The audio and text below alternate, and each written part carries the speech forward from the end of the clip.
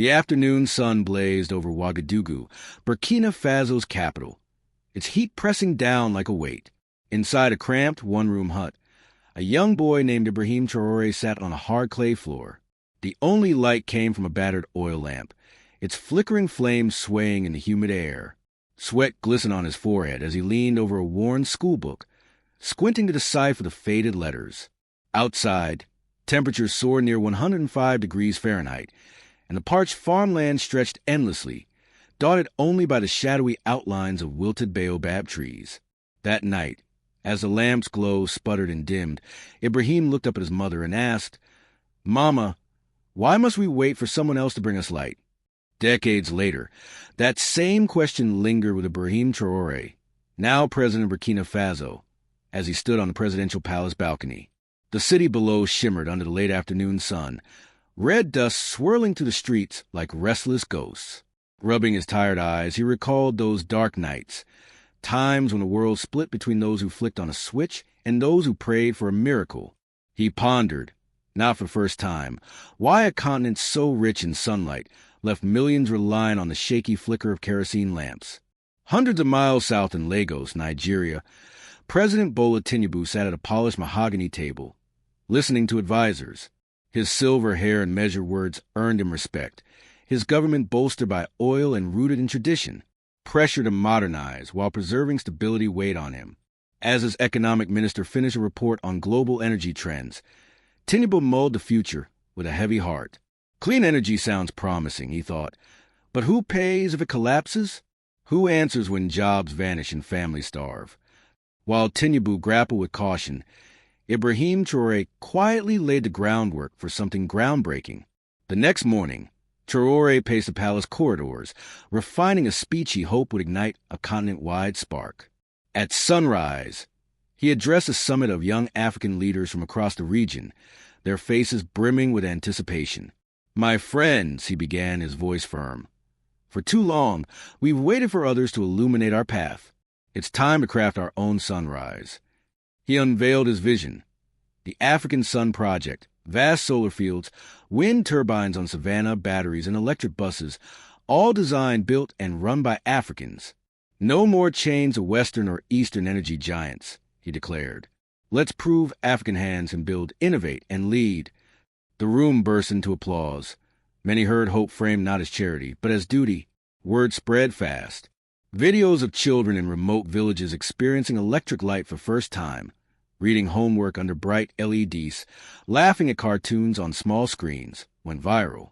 In the capital, sleek electric buses rolled down red dirt roads, drawing crowds of wide-eyed onlookers.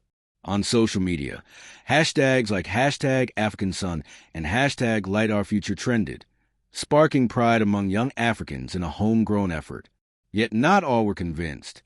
At a private dinner in Lagos, Tinubu listened as oil executives and veteran politicians voiced skepticism. "We've seen these grand plans fade before," one warned, leaving only debt and despair. Tinubu nodded, recalling past failures, crumbling roads, idle power plants, hopes crushed when foreign investors fled. "Ibrahim is idealistic," he said softly, "but who cleans up if it falls apart?" Soon, international oil companies pushed back, quietly urging African leaders to rethink. They warned of job losses, economic turmoil, and energy shortages if the continent ditched proven resources.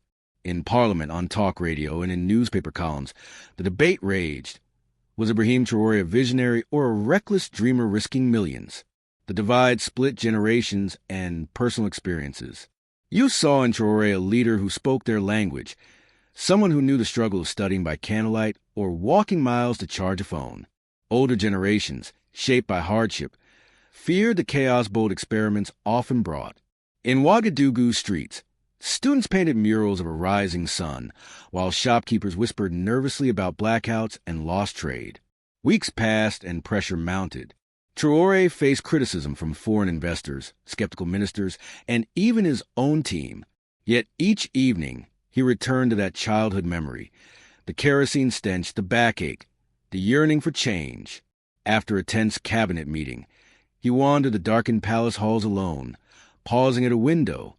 In the distance, a solar-powered streetlight flickered on, casting a faint glow over a playground where children played late. He smiled, realizing the true fight wasn't against politicians or oil tycoons, but against a voice in every African child whispering, "Wait your turn." That night, under the vast sky, Traore vowed to let no fear, his own or others, dictate his people's fate. As dawn approached, he watched sunlight paint the rooftops gold, knowing the road ahead would be treacherous, uncertain, and fraught with setbacks. But for the first time in generations, Burkina Faso, and perhaps all of Africa, could envision a future shaped by its own courage. A new day loomed, and no power on earth could halt the sun's rise. Night fell swiftly across Burkina Faso, but this darkness felt different.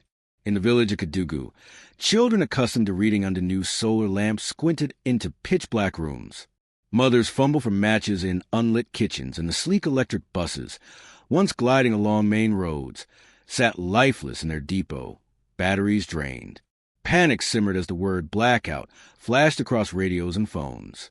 The power plant, cornerstone of Traore's African Sun project, had failed catastrophically. One faulty circuit, one missed flaw, triggering a domino effect. Within hours, half the country was shrouded in darkness. News spread rapidly. In Ouagadougou, lines formed at non-functional water pumps.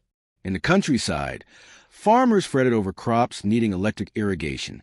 The pride of recent months faded as quickly as the lights. Inside the palace, Ibrahim Traore stared at emergency reports stacking on his desk. Lost revenue, spoiled food, angry citizens, scathing headlines. The same people who cheered the first solar bulbs now gathered in the streets, their voices raw with frustration. Social media, once filled with joyful images, now buzzed with criticism. "We trusted you, Ibrahim," one post read, "and now we're back in the dark." In Lagos, the news reached President Bola Tinubu before dawn. Advisors rushed into his study with reports of Burkina Faso's collapse. Oil executives smirked. "We warned you. Oil and gas are steady. This green fantasy was smoke and mirrors." Tinubu leaned back, tore between relief and regret. He cautioned Traore, seen projects fail when hope outpaced reality. Yet, watching news feeds of darkened villages and children clutching books in unlit rooms, a flicker of doubt stirred. Was reaching for better wrong, even with the risk of failure? Protests erupted outside Ouagadougou's government buildings. "We want our light back," the crowd shouted, their anger honest, tinged with hurt. Each chant stabbed at Traore. In a single night, he'd shifted from hero to target. Advisors urged him to blame foreign engineers or revert to diesel generators for quick relief, but he refused. "We can't abandon our dream at the first hurdle," he insisted. "If we do, we'll always wait for others to save us." Still, the pressure was immense. Oil companies offered fast-track fossil fuel deals. Foreign papers mocked an African energy revolution, and some in Traore's cabinet hinted at resignation. One evening, as the crisis peaked, a black sedan arrived quietly at the palace. President Tinubu stepped out, accompanied only by an aide, not as a critic, but as a fellow leader. The two men sat in a dimly lit office, talking late into the night. "I warned you, Ibrahim," Tinubu began, his tone gentle but firm. "Change is risky. The people are scared. They recall days without light, without hope. They can't afford to lose faith again." Traore looked away, emotions churning. "I know the risks," he replied, "but if we wait for perfect safety, we'll never advance. How long must Africa wait for its own dawn?" Silence hung heavy, broken only by a backup generator's hum. Then, to Traore's surprise, Tinubu leaned forward. "You're right," he said softly. "My generation chose caution, scarred by too much loss. Maybe it's time we support your dream instead of holding you back." The next day, in a move that shocked the continent, Tinubu joined Traore on national television, addressing not just Burkina Faso but all of Africa. He admitted his doubts but lauded Traore's bravery, calling on engineers, investors, and governments to share resources and expertise. "This isn't just Ibrahim's dream," Tinubu declared. "It's Africa's dream, and I will stand with him." The speech electrified the region. Offers poured in from African universities, diaspora scientists, and even some Western partners, inspired by this unity. Traore's team toiled day and night to fix the plant, refine designs, and train local engineers. Tinubu sent crisis managers and technical experts from Nigeria, sharing hard-won infrastructure lessons. In the villages, hope returned slowly. Lights flickered on, neighborhood by neighborhood. Children read under solar lamps. Farmers' pumps hummed, and buses rolled again. The blackout's memory lingered, but so did the lesson. Progress demanded struggle, yet was achievable with unity. Late one evening, as Ouagadougou buzzed with cautious optimism, Ibrahim Traoré stood on the balcony, watching the city's lights twinkle. His thoughts drifted to millions still awaiting their dawn. "This is just the beginning," he whispered. "We'll stumble, but we won't stop."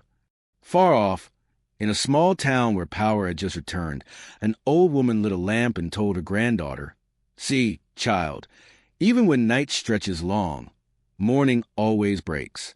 Her words echoed a continent's hope, one that no force could extinguish. Subscribe and turn on notifications to catch more inspiring stories from Vibert.